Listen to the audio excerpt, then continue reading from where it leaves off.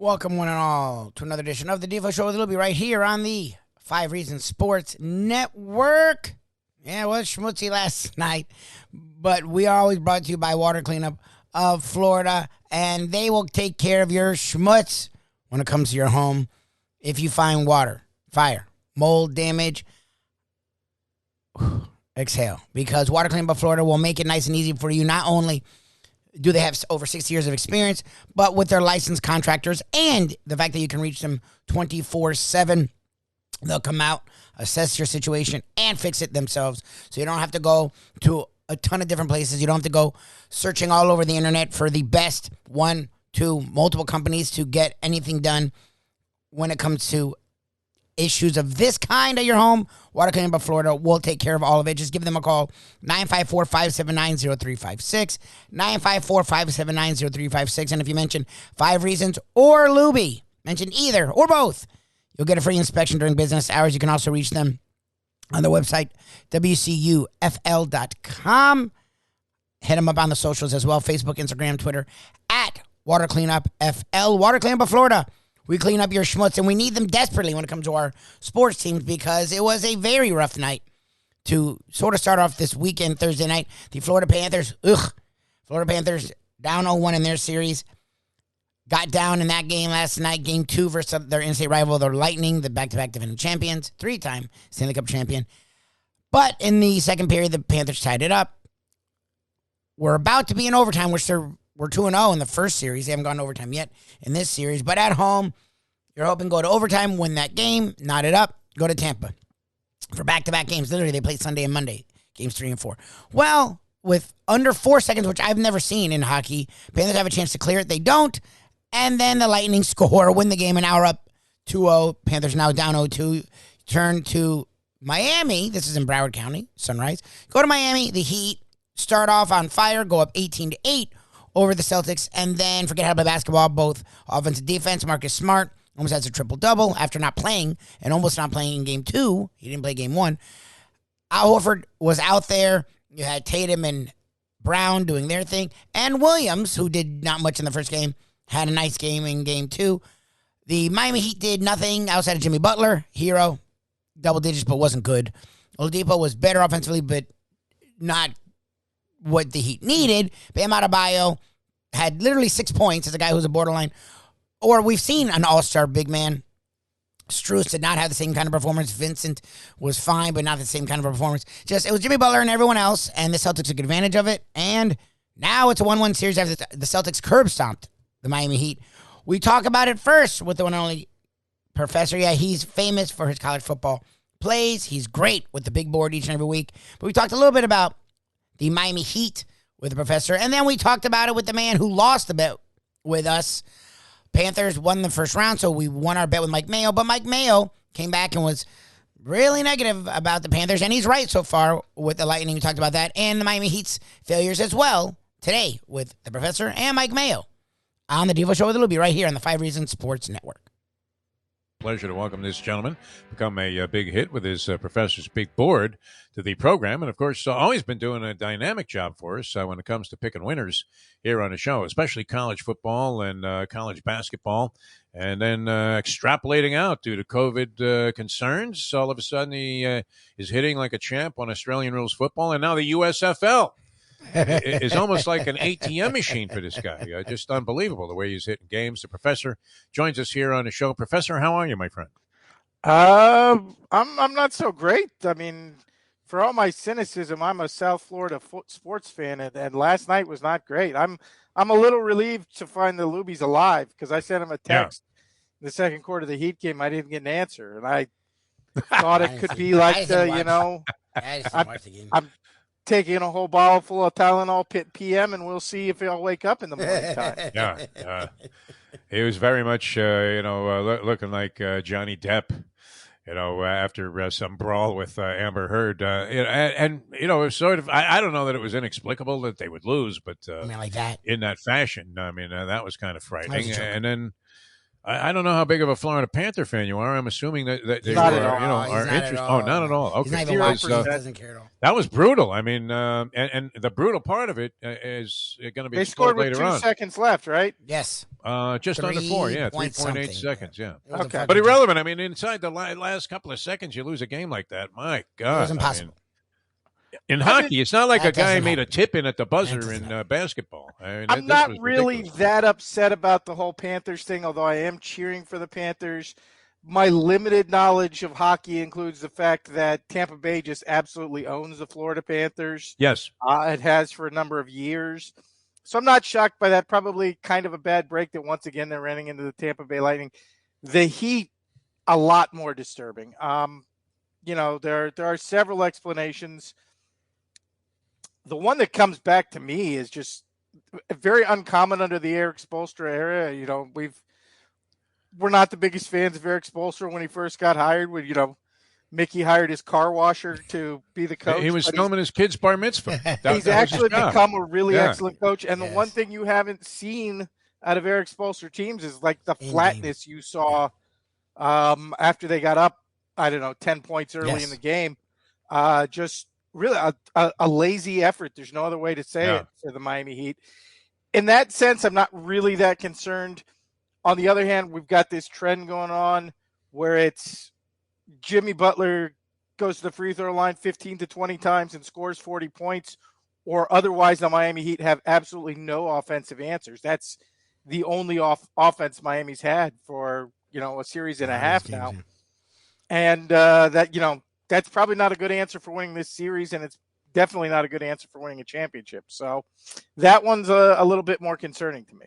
Yeah, Jimmy Butler's been razor sharp too. I mean, he's my been son great. and I were Great even last night. talking about it. I don't know that I always saw him as an impactful player, whether he was with the Bulls or the Sixers. But here in this stretch of games in the postseason, and even late in the regular season, this guy he doesn't do anything wrong. I mean, he's dynamite with his moves at the offensive end. Like you said, gets to the stripe an inordinate number of times. Which is the thing that surprises me, honestly, because while he's obviously hugely popular down here, I don't know that nationally Jimmy Butler is recognized on that superstar level, but he's been given that superstar level of respect by the refs, which you usually don't see that combination. Generally speaking, in the NBA, only superstars, get to shoot 20 free throws, and Butler's been doing it pretty frequently during the last, he's having a Tyler Hansbrough in college type of run through the NBA playoffs. And, it's been great for the Miami Heat. But again, is that a long-term solution for this playoff run? I don't think it is. No, if the other guys are going to be as lame as they've been, including Lubie's favorite Bam Adebayo, who what the hell? likes to point fingers at. I mean, you have to be a contributor on offense. And the Celtics were not the same team in game one because they were missing the defensive player of the year who ends up scoring 20 points and grabbing 10 boards. Did Marcus Smart actually win the defensive player of the year? Yeah. They just put up a bunch of guys that really weren't that good on defense. What do you mean, Mikal Bridges? Come on. Bridges isn't a great defender. He's not really that good defensively. Sorry. Wait a minute. I mean, this whole crap about how he can defend. You have to put a qualifier on here that he's from Boston. So no, I don't. Well, again, there's this whole myth with Marcus Smart that Marcus Smart can defend big wings and even fours on occasion, and he just doesn't. He defends twos and ones. He's very good at on-ball ones and twos. Yes, but he's not really that great at anything else. I mean, again, nobody really loves Draymond Green, but Draymond Green could win the Defensive Player of the Year every year if Marcus Smart is the competition. And I realize he's got that whole heart of the team thing going with Boston, which is usually an excuse they say for guys who are gigantic bricklayers, which Marcus Smart absolutely is up until the second half last night, mysteriously. And then he turned into Larry Bird somehow in the middle of the third quarter. Yeah. Including the hitting from behind the backboard shot, which I honestly, if I were Spoelstra, I would have probably just put the bums in at that point. When that shot went in, yes, because the Heat had gone a little mini run to cut it to 18 or 20 when it was 30, and then Marcus Smart hits that Larry Bird shot from behind the backboard, I would have just quit at that point, honestly. I'd be like, screw it, let's take a forfeit. Holy Hubie Brown, man. The professor channeling his inner Hubie here on the show. Hey, folks, Tony Segreto here. Let me ask you a question. What do you look for when you go out to eat? Good food, obviously, friendly atmosphere, not too loud, but good energy, reasonable prices, and a place where you feel comfortable. All those ingredients, no pun meant there, are hard to find unless you're talking about the Texas Roadhouse. You see, they encompass all of those attributes. Really, really good food, amazing atmosphere, good for a family, good for a date, or just a night out for yourself, and prices that will make you extremely happy. Their ribs, unmatched. Steaks, hand-cut every day. Everything, and I mean everything, is made on site, including their incredible bread. It's the one day, folks, that you can forget about low-carb diets. Trust me when I tell you, Texas Roadhouse, your restaurant, your destination when you say, where should we go and eat tonight? Jeff DeForest and Mike Lubitz. Michael, how are you, my friend? I mean, since last Friday, the last time you're on the show, obviously, certain circumstances went in our favor. Right now. And then you, in just an utter fit of bitterness, sent me a text that said the Lightning will now sweep the Panthers. And I thought, you know what? You might be onto something here. maybe your fakakta thinking about the first round wasn't so far off base. Nope. So I guess you didn't pull the trigger on that. And then you immediately started waffling. Oh, no, I didn't mean that. I wanted 10-1, all right, because I thought it was I wasn't a little giving bit you it. outlandish. No, but I mean, what do you think the actual odds on that were? They had to. I don't be know. in that I was trying category. to research it. I couldn't find it. I would imagine you would think after those first round series that the prospects of the Panthers getting swept would have to be at least 15, 20 to 1 on some of the bookmakers. I have no Close idea. to zero, yeah. But here we are. And so you'll notice I'm wearing it's my version of a dunce cap. Because it's backwards baseball cap. I don't know if you saw on the Let's. I did see that post. I saw that. Like, what was that about? Though, what if that was a guy like an Uber Eats guy? I don't. He wasn't. He wasn't. It was a place called. He was just a jerk off. Is what you're saying. Yeah. No, I'm not making judgments. It was just that it was a topic that caused a lot of controversy a few weeks ago on the Let's Eat South Florida Facebook group that I helped run, almost 80,000 strong. Thanks for the plug. But and I was out with Dick Steen up in Delray Beach at this new hot trendy restaurant called. Oh, you took the picture? I took the picture. Okay.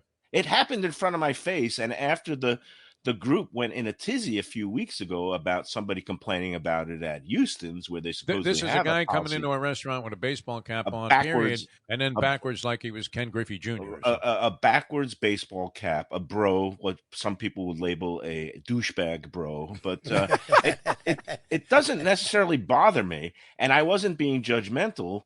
I just saw it in front of my face. I thought it was amusing. The guy's face wasn't there. You couldn't ID him, so I snapped the quick picture. Yeah. And I posted it on the group yesterday, and people went into a tizzy. There's 33,000 views. There's 500 comments. Really? People are they're bashing me for violating the guy's privacy. Oh, really? And why are you judging him? What does it matter to you? I was like, I didn't judge anything. I had a great meal. It didn't bother me. Yeah. I just snapped the picture and said, hey, here it is, guys. You guys were talking about this a couple of weeks ago. Here's some more chum. I just threw some chum in the waters, like in Sharknado or whatever it was. Yeah. And next thing you know, that people are just like diving in. They want to kill the messenger. That's everything. Yeah. But that's okay. I was just there to instigate, to be an agent provocateur. 2 minutes for instigating, yes. And the same thing with these bets. Look, congratulations, guys. I owe you a dinner. We'll do it sometime. It's okay. Soon. We couldn't have. This was one we couldn't stand losing. That was. I wasn't doing that again. I didn't trust because of what was involved here and the 2 months of trash talking back and forth. And my original inclination after seeing Vasilevsky. I'm not even hungry after that. I'm so happy. No, but after seeing everything that unfolded, like Tampa is obviously, they're going for a 3-peat. They're excellent. Yeah. They've got championship experience. They're veteran savvy. They knew how to reserve something in the tank and reserve some goals. And I said in the heat of the moment, I said, oh, they're going to get swept. The Panthers are going to get swept by this team. And I didn't really think it was possible. And then for a moment, I bought the false hope. I wanted to be a good civic cheerleader. I wanted to say, you know what? Yay! They finally broke through. They snapped the 26-year drought. They won a playoff series. Now they're going to go all the way. They look like they have their confidence back. And this is what we've got. And like you said, this is the dunce cap because I'm a fucking schmuck. I should have made. I should have. And it's like really you said, Defo. It's the bets that you don't make that haunt you. Because like you said, if I bet let's say if I could have shopped around and got the 10-1, 20-1 on the sweep, and then I hedge off and bet on a Panthers win the next couple of games, that's you had it in the bag. I had it in the bag, and all you had to do was get what the result that you got, which was, and you would have been leaping like Tom Cruise on the couch on the Oprah show when he was saying that he was in love with Katie Holmes. You would have been leaping off the couch there and screaming, "Yeah!" I mean, because 3 you would have put seconds. yourself in a semi-locked position. And you see what happens when you go against type. I mean, I've made my brand on being the cynical, just pessimist. You went against yourself, and then all of a sudden I turn into like the cheerleader optimist. Yay, Panthers! We're gonna go all the way. And look what I get. I get bitten. You should eat a rat on the show. Just eat a rat right here. And can I just live go rat? Off? Can I go off for a second? Yeah, I will. I'll eat rat. I'll eat crow. Whatever you want. But, you're not doing that. What you're eating is funds because you would have been in such a nice position, and how big would Game 3 have been? Because that becomes the one that obviously at home, the Lightning in front of their home crowd, are they going to lay an egg out there? I don't think so. I think they're going to come in jazzed up and just chew them up for breakfast. Instead, you may as well be hit by a bolt of lightning here and take the after effects because you got burned by your own thinking. The Panthers played this pretty much really good game last night, and Bobrovsky finally comes through and makes some big stops, and then 3.8 seconds, and the guy's going that back. He's going to check the guy into the boards behind the net instead of taking the puck. That was an abomination. I mean, 3.8 seconds, and then let's not lose sight of the fact that the Panthers' power play is like over 2022 playoffs. Over 25. It's over 25. I mean, what kind of odds could have you gotten on that in going into the playoffs? That the Panthers, who scored the most power play goals or fifth best power play? Oh, they were third in power play goals, 65. Third. Okay, and fifth overall. They would go 0 for their first 25. Impossible. No, that's not even. Do you realize that the Panthers could have assembled a power play line right now of Mike Bossy, Guy Lafleur, and Gordie Howe in their current conditions? Go a little Bobby Hull or something. Exactly. Bobby Hull is still alive. These other three guys are dead. Oh, dead. Okay. The dead guy. Still scoring. The dead guy. Bossy in there because he just checked out. I mean, that's too recent. The body's not even cold yet. They would have gotten a goal. Reality. Bossy, Lafleur, and Gordie Howe in their current states. Is Yvonne Cornway alive? Scored as many goals as the Panther power play has this playoffs. That's mind blowing. Yeah, I mean, it's just that is unbelievable. That's a joke. It's like missing, I mean, not quite the same as be the equivalent of missing like 100 straight free throws or something. It's insane. A basketball team. They deserve to get bounced out of play. I mean, get rid of this team. I don't know where they can move to. Get them out of the town. Lose them out of town. There's a reason why Doug Sifu's name ends with Well, F if you stretch out, okay. I thought you were going to say sort of stretches out to fool. No, but, he's no fool when it comes to making money and hanging out with the right guy. But the fact that he attacked you, you should have unloaded, Mike Mayo. I thought, I thought about it myself, and so I'm also in the same category because I said, but it didn't hit me until after game one that Mayo was onto this thing the whole time. The whole time, he just slightly flawed thinking. But as a gambler, you have to kind of, like they always ask coaches to do at halftime, you have to make adjustments. Yep. Blew it. And the adjustment was that they were going to really embarrass themselves in this series. Yes. Meanwhile, aren't you so happy that you did not get offered Brett Tesler's tickets, that you didn't have to pay face value to go to that first game? Because you would have been pretty ticked off to have to pay to sit through what was it, 4-1, 5-1? 4-1. 4-1 was the final. It was a very tight game until the third period when the Panthers, unfortunately, were just flat as a Parisian one-way model and couldn't do anything. And the Lightning kind of turned it on. Tesler did suggest, though, during that conversation we had about his tickets and whether or not he was going to make them available to us at no charge. He did say, and this could be true. I don't usually buy this argument, Mike. You were writing sports for many, many years, and you'd hear this as a common theme. Well, and especially in basketball, hockey, where everybody makes the postseason, they didn't care about the regular season so much. They knew they were going to be okay. And maybe that was somewhat true of the Lightning, where, they have flipped the switch.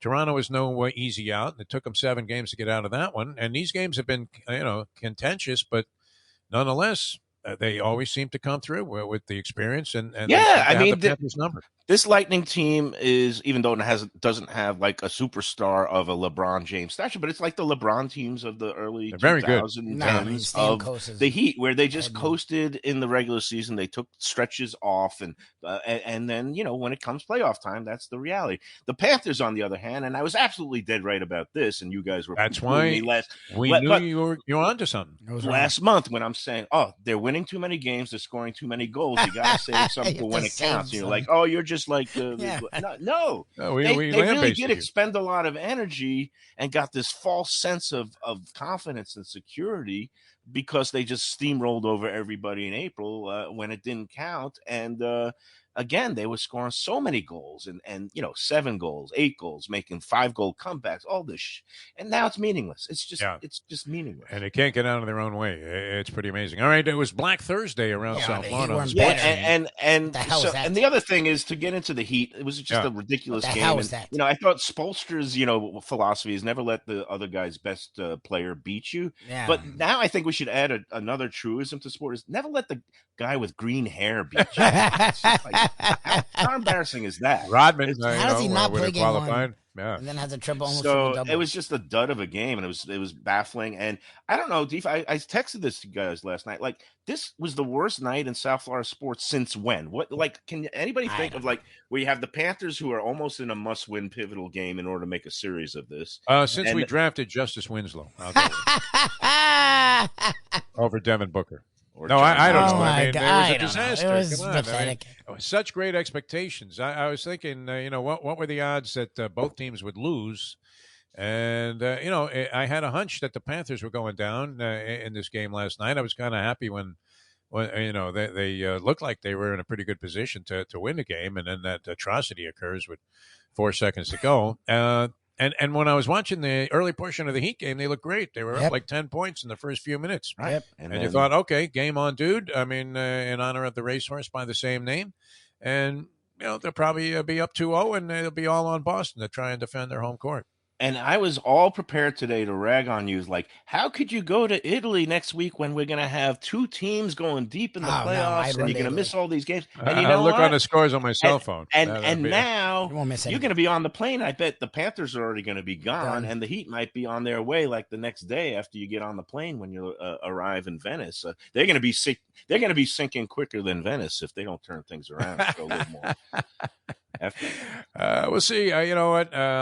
We've seen a little bit of Jekyll and Hyde out of a lot of teams in the postseason. We saw Boston lose a hideous Game 5 to the Milwaukee Bucks on their home court, and then come back and steamroll the Bucks the next couple of games. We saw the Heat lose in hideous fashion to the Sixers. I know it's 2 games on their own. Yeah, it's a long series, but you thought the prospect of like losing, that bet to me and getting ragged on for a year is bad. Can you imagine how bad it's going to be every time we go to even keel if the Celtics win? Oh God! Hearing Deborah rag on us. I told you the Celtics were going to pull it out, because she was saying the other night, even if the other day when we came in there on Wednesday for the lunch, she was very confident. Even though the Celtics were down 0-1, she goes, the Celtics are coming back. They're going to win it all, hon. I'm telling you.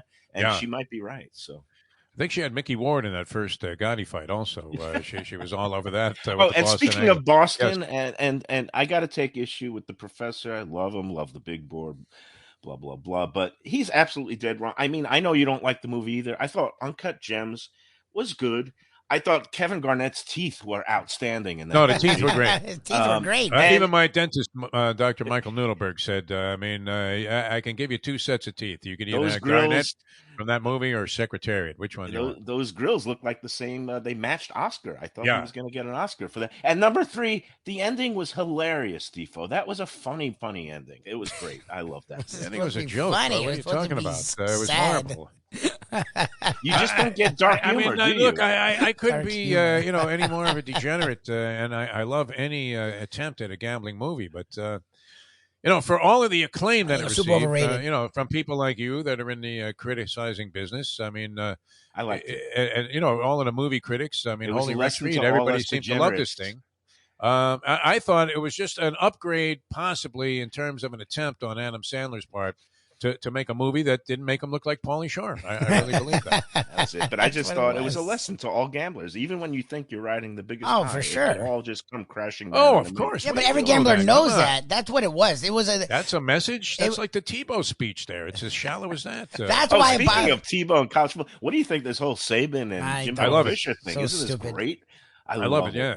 I actually was reading, and the other day I was reading the Brent Musburger Bury America campaign stuff that was in the New York Post, and I didn't realize this. I guess now in back-to-back weeks, is that possible? Let's Texas make A&M America faces bankrupt again. Yeah, the University of Miami, which this guy was making a case that Miami will win that game, and then do they go right again the next week against Alabama? Is that possible after Probably. their two cupcakes? Texas A&M, because I think October 8th, what was the date I saw? Is right in That's that when area. Bama and A&M play. That Texas A&M and Alabama meet, and Yes. that ought to be fun because Jimbo, he doesn't like to be insulted by St. Nick. And I would imagine most people think that Nick Saban is a complete prick and asshole, but Oh yeah. he is just deified by the media. And the professor, far be it from the professor to defend Nick Saban, but he actually said, you know what is he saying that isn't true? Well, that's true. Once again, thank you to listening to the Defo Show with Lubie here on the 5 Reasons Sports Network. Appreciate our time with the professor, who is always very honest, and he said it was sort of disgusting and scary. Like, not only that the Heat lose, but never show any effort. At least when the Heat dominated Celtics game 1, the Celtics showed some signs of life in the fourth quarter, leading the game 2. The Heat showed no signs after halfway through the first quarter. They were out of it, and that was a disaster. This team has a lot of veterans. I'm hoping PJ Tucker's okay as he left in the second half. Curious about Kyle Lowry. I mean, at some scoop, Mr. Ethan Skolnick of 5 Reasons Sports talked to us Thursday about, we'll see Lowry when they need him. Well, they need him.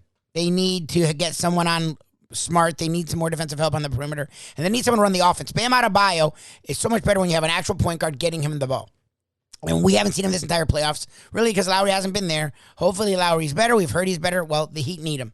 So we'll see if he's there Saturday in Game 3. Also, it was nice talking to Mike Mayo. Talked a lot about the Panthers. And, of course, the Miami Heat, as Thursday was, Black Thursday, where hopefully Saturday, Sunday, Monday are a lot better when it comes to the Heat and the Panthers. We want to thank you. Hopefully you have a great weekend. Check us out every morning, 7 to 9. Just Google The Defo Show, DEFO. Check out our exclusive content podcasts on the Believe Network, Believe, BLEAV.com. Search After Hours. And right here every day, our South Florida content, The Defo Show with the Lubie on the 5 Reasons Sports Network. Have a great weekend, everyone. Hey folks, Tony Segreto here. You know, since day one, Catholic Health Services has been part of Old School. And since we've started letting people know about them, it's changed their lives. You see, Catholic Health Services, while being recognized as one of the top places for stroke rehab in the country, it's also about a group of people who not just excel in what they do, from the doctors to the nurses to the therapist, on and on and on. It's how they do what they do every single day that separates them from the pack. They do it with a passion, unmatched, and the inclusion of family in every step of the process. Trust me when I tell you this. If you want the best, unmatched rehab with a special group of skilled, caring people, there is truly only one place, and that one place is Catholic Health Services. Recently, we realized it's not just hurricane season that can hurt us. Any time of year, things can happen to your home or business. And the insurance company can be your friend, but they also can be your enemy. Horizon Public Adjusters, Justina Testa, are here for you to help this process go so much easier. Before you call the insurance company, call Horizon Public Adjusters and Justina Testa at 954-809-8752. Would you go into court without an attorney? So why would you go up against an insurance company without Horizon Public Adjusters and Justina Testa? 7 to 10 times more money recovered with a public adjuster than if you went on your own. If there's no recovery, there's no fee. Give them a call at 954-809-8752. Why go up against insurance companies alone when you can have Horizon Public Adjusters and Justina Testa on your side?